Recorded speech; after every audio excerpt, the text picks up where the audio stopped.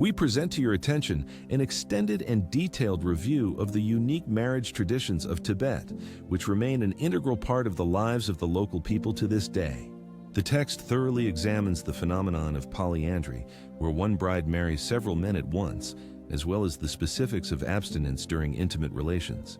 We will touch upon the duties and role of the daughter-in-law, as well as the nuances of tourist interest in Tibetan culture and marriage customs. A careful analysis of each aspect will help understand why such customs have gained stable prevalence and what significance they have for Tibetans over the centuries. Polyandry, or having multiple husbands, is still practiced in Tibet, and one bride can have from 3 to 10 grooms in the family. This form of marital relations is beneficial to the residents for several reasons, which we will examine in detail further on. Firstly, the bride marries relatives who are brothers, which guarantees trust and reliability within the family. The husbands know each other well, which strengthens family ties and increases the level of mutual understanding in the marriage. Secondly, the union of several spouses is economically sensible, since Tibet is a country with a low level of wealth. Most residents live in small villages where material well-being does not always allow one person to afford the bride price.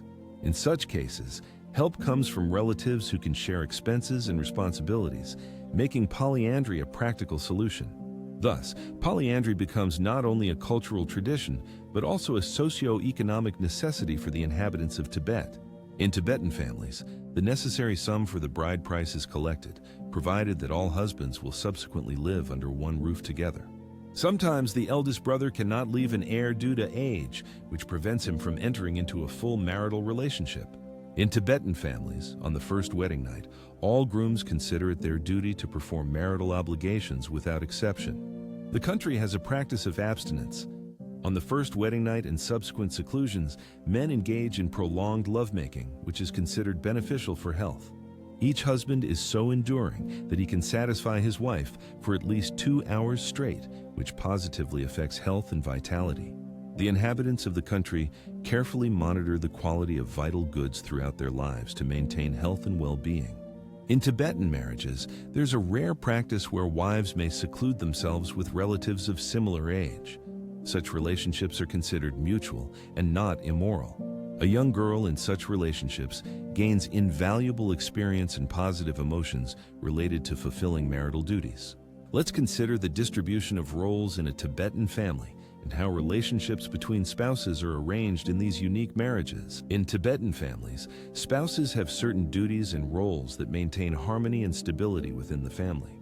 In a Tibetan family, husbands are equal in status and opportunities. However, the eldest man has an advantage. He is the first to prepare for the wedding night and makes important decisions. Family and property matters are handled by the eldest husband. In Tibet, where material wealth is rare, labor remains the only way to provide for the family. Diligent physical labor provides the family with everything necessary for life. The wife performs many household duties, including cooking and raising children. All husbands are initially equal before the female partner. However, preference is given to the one who better fulfills duties and brings in more income. Over time, this causes competition and possible infidelity among brothers. Infidelity in the family occurs when one of the husbands takes a mistress on the side. Often, the mistress helps to distract from everyday routine. If the wife learns about the unfaithfulness, the consequences can be very severe for the husband. The unfaithful husband may be expelled from the home forever. Such a former spouse remains unwanted, as those around condemn his mistake. The only way out for the expelled man is to enter a Buddhist temple. If he has a child from the mistress, according to Tibetan law, the child does not inherit property. The fate of an unfaithful spouse worsens due to violations of fidelity and moral norms. This undermines the future and confidence in the family's tomorrow, creating tension and doubt. In a family, if the husband does not make efforts and does not earn enough money, he risks being expelled or deprived of the right to shared nightly privacy.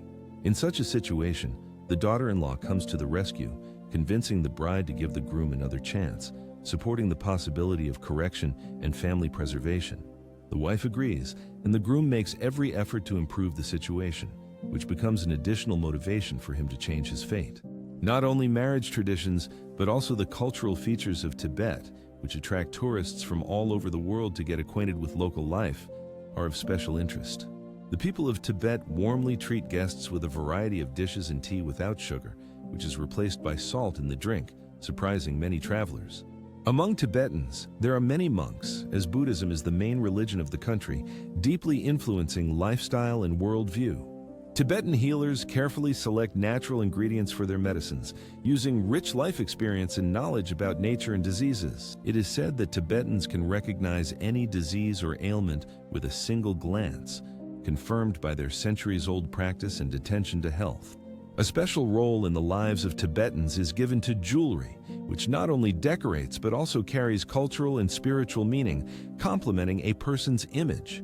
Foreign tourists and travelers give girls various ornaments, such as beads or a coral bead, which is highly valued by the locals. Such a bride gains more respect, and her beauty attracts the attention of men ready for marriage and starting a family in the traditional style. Tibetan marriage traditions have deep historical roots and have been preserved for many centuries, passed down from generation to generation. Polyandry remains widespread in villages and rural settlements, reflecting the unique family structures of Tibetan culture. Traditions related to abstinence, family duties, and harsh punishments for marital infidelity emphasize the characteristics of the Tibetan way of life.